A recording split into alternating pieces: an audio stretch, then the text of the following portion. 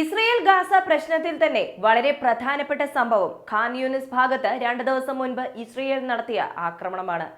Israel Khan Younis ഭാഗത്ത് ബ്ലൈൻഡായി ആക്രമണം നടത്താൻ ആരംഭിച്ചിരിക്കുന്നു. ഈ ആക്രമണം നടക്കുന്നതിന് മുൻപ് ലീഫ്ലെറ്റ്സ് ഒക്കെ അവിടെ ചിതറി വിട്ടു എന്നത് കഴിഞ്ഞ അപ്ഡേറ്റിൽ നമ്മൾ കണ്ടിട്ടുണ്ടായിരുന്നു. ഈ ഫോട്ടോയിൽ കാണുന്ന ലീഫ്ലെറ്റിലെ ഫോട്ടോയിൽ കാണുന്നവർ എവിടെയാണുള്ളത് എന്ന് പറഞ്ഞു തരണം. അതല്ലാത്ത പക്ഷം നിങ്ങൾക്ക് തിരിച്ച് വീട്ടിലേക്ക് പോകാൻ പറ്റില്ല എന്നതായിരുന്നു അവിടുത്തെ വാണിംഗ്. ഇപ്പോൾ ഖാൻ യൂനിസ് ഭാഗം ഏകദേശം മുഴുവനായും ഇസ്രയേൽ ചുറ്റി വളഞ്ഞു കഴിഞ്ഞു. പക്ഷേ ഈ ഒരു സമയത്ത് ഹമാസും പ്രത്യാക്രമണം ചെയ്തിട്ടുണ്ട്. ഇത് വളരെ വലിയൊരു ആക്രമണം തന്നെയാണെന്ന് നെതന്യാഹുവും സമ്മതിച്ചിട്ടുണ്ട്. അവിടെ എന്തൊക്കെയാണ് സംഭവിച്ചുകൊണ്ടിരിക്കുന്നത് എന്ന് ഈ ഒരു വീഡിയോയിലൂടെ അറിയാൻ പോകുന്നു. വോയിസ് ഓഫ് വിക്കിയിലേക്ക് എല്ലാവർക്കും സ്വാഗതം. ഇസ്രയേൽ ഹമാസ് എന്ന ഒരു യുദ്ധം ഇപ്പോൾ 3 ഭാഗമായി തിരിഞ്ഞിരിക്കുകയാണ്. ഇസ്രയേൽ ഹമാസ് എന്നത് ഒരു ഭാഗം, ഇസ്രയേൽ ലെബനൻ ഹിസ്ബുള്ള എന്നത് രണ്ടാമത്തെ യുദ്ധം, മൂന്നാമത്തത് ഹൂതീസ് അതുപോലെ തന്നെ UK US എന്ന മൂന്നാമത്തെ വിഭാഗം. ഇങ്ങനെ 3 വിഭാഗമായിട്ടാണ് ഇസ്രയേൽ ഹമാസ് പ്രശ്നത്തെ നമ്മൾ നോക്കേണ്ടത്. ഇതിൽ ആദ്യത്തേത് ഇസ്രയേൽ ഹമാസ് പ്രശ്നം. നെതന്യാഹു യുദ്ധപ്രകടനം നടത്തുമ്പോൾ പറഞ്ഞത് കഴിഞ്ഞ 50 വർഷം ഇല്ലാത്തതുപോലെ ഈ യുദ്ധം നീണ്ടുപോകും, വർഷങ്ങളോളം നീണ്ടുപോകാനാണ് സാധ്യത. ഹമാസ് മുഴുവനായും നശിച്ചതിന് ശേഷം മാത്രമേ ഈ യുദ്ധം അവസാനിപ്പിക്കൂ എന്നും പറഞ്ഞിട്ടുണ്ടായിരുന്നു. കഴിഞ്ഞ ദിവസവും ഐക്യരാഷ്ട്രസഭ നെതന്യാഹുവിനോട് പ്രഷർ ചെയ്ത് ചോദിക്കുന്നു, 25,000-ൽ പരം പാലസ്തീനിയൻസ് മരണപ്പെട്ടു കഴിഞ്ഞു, ഇനിയെങ്കിലും ഈ യുദ്ധം അവസാനിപ്പിച്ചൂടെ? 2 സ്റ്റേറ്റ് പോളിസിക്ക് തയ്യാറാണ് എന്നുണ്ടെങ്കിൽ സംസാരിക്കാമെന്ന് പറയുന്നു. 2 സ്റ്റേറ്റ് പോളിസിക്ക് തയ്യാറാണോ എന്ന് ഐക്യരാഷ്ട്രസഭ മാത്രമല്ല ചോദിച്ചുകൊണ്ടിരിക്കുന്നത്. അമേരിക്ക, ഇസ്രയേലിന് ഏറ്റവും അടുത്ത സുഹൃത്ത് രാജ്യമായ അമേരിക്കൻ ബൈഡൻ പോലും 2 സ്റ്റേറ്റ് പോളിസി അംഗീകരിക്കാനാണ് പറഞ്ഞുകൊണ്ടിരിക്കുന്നത്. പക്ഷേ ഇതെല്ലാം പറയുമ്പോൾ നെതന്യാഹു പറയുന്ന ഒരേ ഒരു ഉത്തരം, പറ്റില്ല, 2 സ്റ്റേറ്റ് പോളിസി ഞങ്ങൾക്ക് അംഗീകരിക്കാൻ പറ്റില്ല. ഈ യുദ്ധം അവസാനിപ്പിക്കാനായി ആരും ഞങ്ങളെ കൺവിൻസ് ചെയ്യേണ്ട യാതൊരു ആവശ്യവുമില്ല. ഞങ്ങളുടെ ആവശ്യങ്ങൾ അംഗീകരിക്കുന്നത് വരെ, ഞങ്ങൾക്ക് ആവശ്യമുള്ള സാഹചര്യം വരുന്നത് വരെ, ആ ഒരു തീരുമാനം വരുന്നത് വരെ ഈ യുദ്ധം അവസാനിക്കില്ല. ഇങ്ങനെ നീണ്ടുപോകുമെന്നതാണ് നെതന്യാഹുവിന്റെ മറുപടി. അങ്ങനെയാണെങ്കിൽ ഹമാസിനെ പൂർണ്ണമായും നശിപ്പിക്കാൻ പറ്റിയോ ഇസ്രയേലിന് എന്ന് ചോദിക്കുകയാണെന്നുണ്ടെങ്കിൽ വെറും 5 മുതൽ 10% ഹമാസിനെ പോലും ഇതുവരെ നശിപ്പിക്കാൻ പറ്റിയിട്ടില്ല എന്നത് ഐക്യരാഷ്ട്രസഭ മുതൽ European union foreign policy chief വരെ ഈ ഒരു കാര്യം പറഞ്ഞിട്ടുണ്ട്. അവർക്ക് ഹമാസിനെ മുഴുവനായും നശിപ്പിക്കാൻ പറ്റില്ല എന്ന്. ഹമാസിനെ പൂർണ്ണമായും നശിപ്പിക്കുക എന്നത് ഇസ്രയേലിനെ കൊണ്ട് സാധിക്കില്ല എന്ന് അവർ പറയുമ്പോൾ ഇസ്രയേൽ പറയുന്ന മറുപടി എന്താണെന്ന് ചോദിച്ചാൽ, ഓക്കെ, ഹമാസിനെ ഞങ്ങൾക്ക് നശിപ്പിക്കാൻ പറ്റില്ല, ഓക്കെ, പക്ഷേ ഗാസ ഭാഗം മുഴുവനായും ഞങ്ങളുടെ കൺട്രോളിൽ കൊണ്ടുവരും. അതിനുശേഷം ഹമാസ് കുറച്ചായി നശിക്കും എന്ന് പറയുന്നു. അങ്ങനെ കുറച്ചായി ഹമാസിനെ നശിപ്പിക്കണമെന്നുണ്ടെങ്കിൽ ഇസ്രയേലിന് ചെയ്യാൻ പറ്റുന്ന ഒരു കാര്യം ഹമാസിനെതിരെ സാമ്പത്തിക ഉപരോധം ഏർപ്പെടുത്തുക എന്നതാണ്. അങ്ങനെ വരുമ്പോൾ ഹമാസിന് ഏതൊക്കെ രീതിയിൽ പണം വരുന്നു എന്ന് ആദ്യം മനസ്സിലാക്കണം. ആദ്യം ടാക്സ് ഇൻകം, ബോർഡർ ക്രോസിംഗ് അതുപോലെ മറ്റു പല ടാക്സ് വഴി അവർക്ക് ഇൻകം ലഭിക്കുന്നുണ്ട്. രണ്ടാമത് ഖത്തർ സഹായിക്കുന്നുണ്ട്. മൂന്നാമത്തേത് ഇറാൻ സഹായിക്കുന്നുണ്ട്. ഇങ്ങനെ 3 രീതിയിലാണ് ഹമാസിന് ഇൻകം ലഭിച്ചുകൊണ്ടിരിക്കുന്നത്. ഇങ്ങനെ കിട്ടുന്ന ഇൻകം എല്ലാം അവർ ക്രിപ്റ്റോ കറൻസി അതല്ലാതെ മറ്റു പല ഇൻവെസ്റ്റ്മെന്റായും ചെയ്തു വെച്ചിട്ടുണ്ട്. മറ്റ് രാജ്യങ്ങൾ അതുപോലെ തന്നെ ബ്ലാക്ക് മാർക്കറ്റ്, ഇതിലൊക്കെ ഇവരുടെ ഇൻവെസ്റ്റ്മെന്റ് ഉണ്ട്. അങ്ങനെയുള്ള ഇവരുടെ ഈ ഇൻവെസ്റ്റ്മെന്റ് നെറ്റ്വർക്ക് എല്ലാം സീസ് ചെയ്യണം. അങ്ങനെ ചെയ്യാൻ വേണ്ടിയാണ് ഈ യുദ്ധം ആരംഭിച്ച സമയത്ത് തന്നെ സൈബർ സെക്യൂരിറ്റി വഴി ക്രിപ്റ്റോ കറൻസി അഡ്രസ് എല്ലാം അവർ ബ്ലോക്ക് ചെയ്യാനായി ഇസ്രയേൽ ശ്രമിച്ചത്. എന്നാൽ ഹമാസിന്റെ എൻറ്റയർ ഫിനാൻസ് നെറ്റ്വർക്ക് നശിപ്പിക്കാനുള്ള കഴിവ് ഇസ്രയേലിനുണ്ടായിരുന്നില്ല. അതുകൊണ്ട് ഇസ്രയേൽ ഇപ്പോൾ എന്താണ് വിചാരിക്കുന്നതെന്ന് വെച്ചാൽ ഗാസയെ മുഴുവനായും ചുറ്റി വളയുക, അതിനുശേഷം അവരുടെ ഫിനാൻസ് നെറ്റ്വർക്കിനെതിരെ പലതരത്തിലുള്ള സാങ്ഷൻസ്, സാമ്പത്തിക ഉപരോധമൊക്കെ ഏർപ്പെടുത്തി അവരെ കുറച്ചായി നശിപ്പിക്കുക. ഇങ്ങനെയാണ് ഇസ്രയേൽ ആലോചിച്ചുകൊണ്ടിരിക്കുന്നത്. ഇത് ആദ്യത്തെ ഭാഗം. അടുത്ത ഭാഗം, രണ്ടാം ഭാഗം, ഇസ്രയേൽ ഹിസ്ബുള്ള ലെബനൻ. ഇപ്പോൾ നിരവധി മാധ്യമങ്ങളിൽ നമ്മൾ വാർത്ത കാണാറുണ്ട്, ഇസ്രയേലിന്റെ ആക്രമണം ലെബനനിലേക്ക് പോയിട്ടുണ്ട്. പ്രത്യേകിച്ച് ഹിസ്ബുള്ളയ്ക്കെതിരെയും ഹിസ്ബുള്ളയുടെ സംഘടനയ്ക്കെതിരെയും അവരുടെ പ്രധാന കേന്ദ്രങ്ങളിലും ആക്രമണം നടത്തിക്കൊണ്ടിരിക്കുന്നു എന്ന്. ഇത് ആദ്യത്തെ ആക്രമണത്തെ അപേക്ഷിച്ച് വളരെ ചെറുതാണെങ്കിലും ഹിസ്ബുള്ളയെ ദേഷ്യം പിടിപ്പിക്കുന്ന ഒരു പ്രവൃത്തിയാണ്. ഹിസ്ബുള്ള എന്നത് ഹമാസിനെ പോലെ ചെറിയൊരു സംഘടനയല്ല, മാത്രമല്ല അവരുടെ ടെക്നോളജിയും ഒട്ടും ചെറുതല്ല. 100% ഇതുവരെ ഹിസ്ബുള്ള ഈ യുദ്ധത്തിൽ ഇറങ്ങിയിട്ടില്ല. അങ്ങനെ ഇറങ്ങി എന്നുണ്ടെങ്കിൽ ഈ യുദ്ധം ഇതോടെ അവസാനിക്കില്ലായിരുന്നു, മറ്റൊരു തലത്തിലേക്ക് പോയേനെ. ഹിസ്ബുള്ള ഈ യുദ്ധത്തിൽ നേരിട്ടിറങ്ങാൻ താല്പര്യം കാണിക്കുന്നുമില്ല. എന്നാൽ വളരെ പെട്ടെന്ന് തന്നെ നേരിട്ടിറങ്ങേണ്ട സാഹചര്യത്തിലേക്ക് ഹിസ്ബുള്ള തള്ളിവിടപ്പെടും. പക്ഷേ ഇസ്രയേലിന്റെ ഈ ഒരു ആക്രമണം ഇനിയും ഇതേപോലെ തുടരുകയാണെന്നുണ്ടെങ്കിൽ തീർച്ചയായും ഹിസ്ബുള്ളയും കളത്തിലിറങ്ങും. പക്ഷേ ഇപ്പോൾ അത് അത്ര വലിയ ഹോട്ട് ടോപ്പിക്കായി ആരും സംസാരിക്കുന്നില്ല. മൂന്നാമത്തെ വിഭാഗം ഹൂതീസ്. ഹൂതീസിനെതിരെ അമേരിക്കയും UK-യും ആക്രമണം നടത്തുന്നുണ്ട് എന്നത് നമുക്കറിയാം. 22-ാം തീയതിയും എയർ സ്ട്രൈക്ക് നടത്തിയിരുന്നു യമൻ രാജ്യത്ത് ഹൂതീസിനെതിരെ. അങ്ങനെ അവർ യമനിൽ ആക്രമണം നടത്തിയപ്പോൾ അവർ ആക്രമണം നടത്തിയത് എയർബേസിലാണ്. പ്രത്യേകിച്ച് ഇപ്പോൾ സർവീസിൽ ഇല്ലാത്ത ആളില്ലാത്ത എയർബേസിലാണ് ആക്രമണം നടത്തിയത്.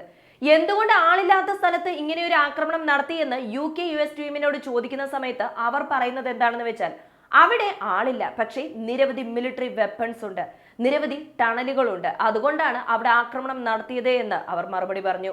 ഹൂതീസ് ഇതിന് ഒരു തഗ് റിപ്ലൈ കൊടുത്തിട്ടുണ്ട്. എന്തു തന്നെ നിങ്ങൾ ആക്രമണം നടത്തിയാലും ഞങ്ങൾ ഭയക്കാൻ പോകുന്നില്ല, ഞങ്ങൾ നശിക്കാനും പോകുന്നില്ല, ഞങ്ങൾ നിങ്ങളുടെ അടുത്ത് സറണ്ടർ ആകുമെന്ന് നിങ്ങൾ തീരെ വിചാരിക്കേണ്ട യാതൊരു ആവശ്യവുമില്ല. റെഡ് സീ ക്രൈസിസ് തീർച്ചയായും തുടരുമെന്ന് ഹൂതീസ് അറിയിച്ചിരിക്കുന്നു. റെഡ് സീ ക്രൈസിസ് തുടർന്നാലോ പാശ്ചാത്യ രാജ്യങ്ങൾക്ക് വളരെയധികം പ്രശ്നം വരും. അവരുടെ എക്കണോമി സ്ലോ ഡൗൺ ആകും. കഴിഞ്ഞ അപ്ഡേറ്റിൽ നമ്മൾ കണ്ടതാണ് ഇറ്റലി, ജർമ്മനി, ഫ്രാൻസ് 3 രാജ്യങ്ങളും കൂടി റെഡ് സീ നാവിഗേഷന് വേണ്ടി സേഫ്റ്റി കോറിഡോർ നിർമ്മിക്കാൻ പോകുന്നു എന്ന്.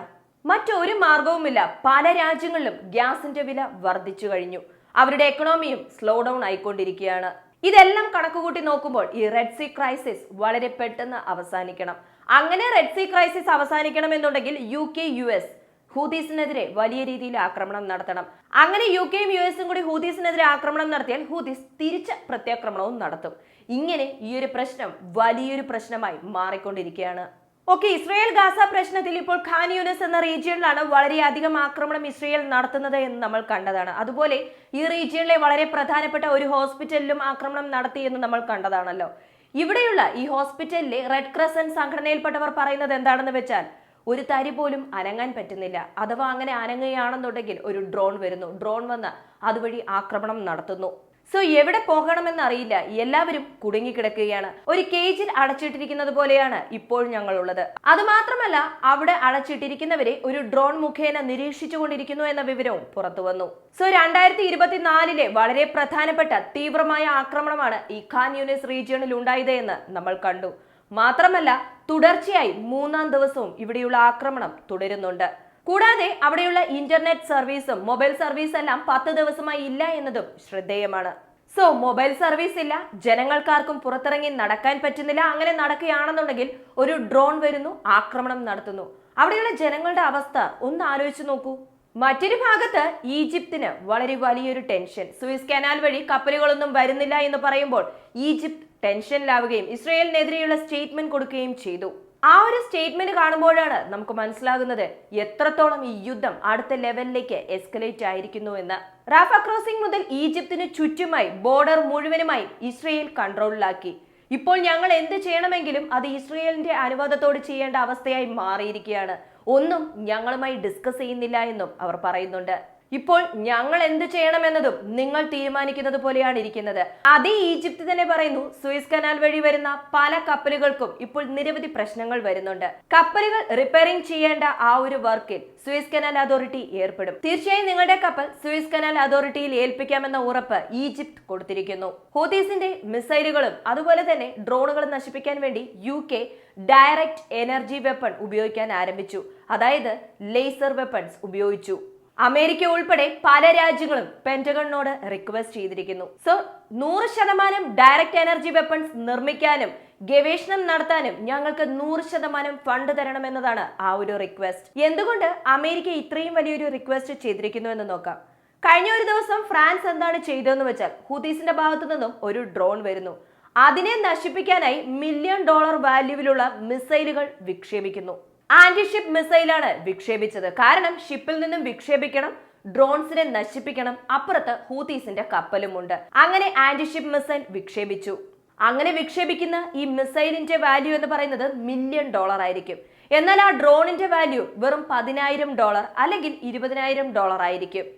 ഇതെല്ലാം ഓവർകം ചെയ്യേണ്ടതുണ്ട്. ഒരു ഭാഗത്ത് ഹൂതീസ് ആണെങ്കിൽ ചെറിയ ചെറിയ ഡ്രോൺസ് ഒക്കെ വിട്ട് തലവേദന ഉണ്ടാക്കിക്കൊണ്ടിരിക്കുന്നു. ഇതിന് വേണ്ടത് ഡയറക്റ്റ് എനർജി വെപ്പണാണ്. ചിലവ് കുറച്ച് വലിയ നാശനഷ്ടം ഉണ്ടാക്കാമെന്നത് മിസൈല് വെച്ച് പറ്റില്ല. ഒരു ഡ്രോണെ നശിപ്പിക്കാൻ വേണ്ടി $1 മില്യൺ ചിലവാക്കാൻ പറ്റില്ല. അവരുടെ ഡിഫൻസ് ബഡ്ജറ്റിനെ തന്നെ ഇത് ബാധിക്കും. സോ ഡയറക്റ്റ് എനർജി വെപ്പൺ ഇനിയും മോഡിഫൈ ചെയ്യേണ്ടതായി വരും. അതുപോലെ റിസർച്ചിനായി മുഴുവൻ പണവും തന്ന് സഹായിക്കണമെന്നും പെന്റഗോണിന് ഒരു റിക്വസ്റ്റ് കൊടുത്തിരിക്കുന്നു. We will not stop fighting. ഇത് നെതന്യാഹു പറഞ്ഞതാണ്. കഴിഞ്ഞ ദിവസം ഹമാസ് പ്രത്യാക്രമണം ചെയ്തു എന്ന് ഞാൻ പറഞ്ഞിട്ടുണ്ടായിരുന്നല്ലോ. ആ ഒരു പ്രത്യാക്രമണത്തിൽ 20 IDF, അതായത് ഇസ്രയേലിന്റെ ഡിഫൻസ് ഫോഴ്സ് മരണപ്പെട്ടു. ഇങ്ങനെ ഇസ്രയേലിന്റെ സൈനികർ കൊല്ലപ്പെടുമ്പോൾ നെതന്യാഹു ജനങ്ങളോട് നേരിട്ട് പറയുകയാണ്, ഇന്നലെ നടന്ന ഈ ഒരു സംഭവം പോലെ ഇതുവരെ നമ്മൾ കരഞ്ഞിട്ടില്ല. ഇപ്പോൾ നടന്ന ഈ ഒരു നാശനഷ്ടം ഇതിനു മുമ്പ് ഉണ്ടായിട്ടില്ല. നമ്മുടെ 20 സൈനികർ കൊല്ലപ്പെട്ടു. അതുകൊണ്ട് തന്നെ ഈ യുദ്ധം അവസാനിപ്പിക്കില്ല എന്നും നെതന്യാഹു അറിയിച്ചു. സോ കൊല്ലപ്പെട്ട ഈ 20 പേർക്ക് വേണ്ടി വീണ്ടും യുദ്ധം ആരംഭിക്കണം. പല മടങ്ങ് പവർഫുള്ളായി ഈ യുദ്ധം ആരംഭിക്കണമെന്നും പറയുന്നുണ്ട്. അടുത്തത് റെഡ് സീ സെക്യൂരിറ്റിക്ക് വേണ്ടി ന്യൂസിലൻഡും അവരുടെ ഡിഫൻസ് ടീമിനെ അയച്ചുവിട്ടിട്ടുണ്ട്. സോ റെഡ് സീ ക്രൈസിസിനെതിരെ ന്യൂസിലൻഡും ഉൾപ്പെടുന്നു. സോ ഡയറക്റ്റ് എനർജി വെപ്പൺ ഇപ്പോൾ വലിയ ചർച്ചാ വിഷയമായി മാറിയിട്ടുണ്ട്. റെഡ് സീ ക്രൈസിസിനെതിരെ അവരുടെ സെക്യൂരിറ്റിക്ക് വേണ്ടി ഓരോ രാജ്യവും ചെയ്യുന്ന ഓരോ പ്രവൃത്തിയും ഇസ്രയേൽ ഹമാസ് പ്രശ്നത്തിന്റെ അടുത്ത ഘട്ടമായി കണക്കാക്കാം. ഇതിനെല്ലാം പെട്ടെന്നൊരു തീരുമാനം ഉണ്ടായില്ല എന്നുണ്ടെങ്കിൽ റെഡ് സീ ക്രൈസിസ് പോലെ തന്നെ മറ്റു പല പ്രശ്നങ്ങളും ഇവിടെ വരാൻ സാധ്യത ഏറെയാണ്. ഈ ഒരു വീഡിയോയെ കുറിച്ചുള്ള നിങ്ങളുടെ അഭിപ്രായം മറക്കാതെ കമന്റായി ചേർക്കുക. വീഡിയോ ഇഷ്ടമാവുകയാണെങ്കിൽ ലൈക്ക് ചെയ്യുക, ഷെയർ ചെയ്യുക, ചാനൽ ഒന്ന് സബ്സ്ക്രൈബ് ചെയ്ത് സപ്പോർട്ട് ചെയ്യുക. വീണ്ടും അടുത്ത വീഡിയോയിൽ കാണാം. നന്ദി, നമസ്കാരം.